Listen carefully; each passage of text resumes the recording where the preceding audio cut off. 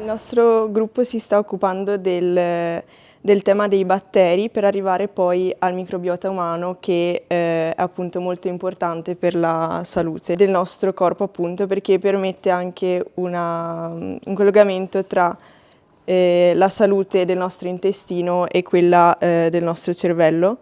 Però per arrivare a questo siamo partiti dai batteri e in questo momento stiamo facendo la colorazione Gram. Quindi una colorazione che ci permette di vedere poi al microscopio i batteri negativi e quelli positivi. Questa distinzione è molto importante per poi negli studi, nei laboratori farmacologici, per capire che tipo di antibiotico usare sui batteri.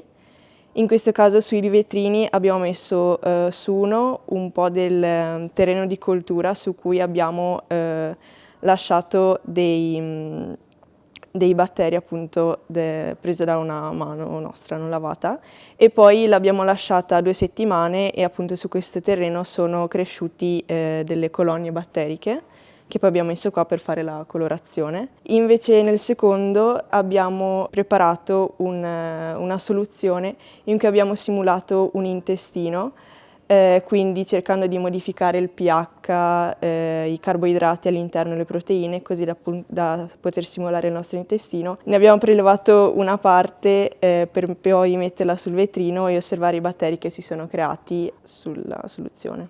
Il nostro obiettivo è quello di capire come il mondo dei batteri, nonostante sia microscopico, è veramente molto ampio e complesso e come i batteri che vivono all'interno di noi, quindi il microbiota, possa influenzare così tanto sulla nostra salute.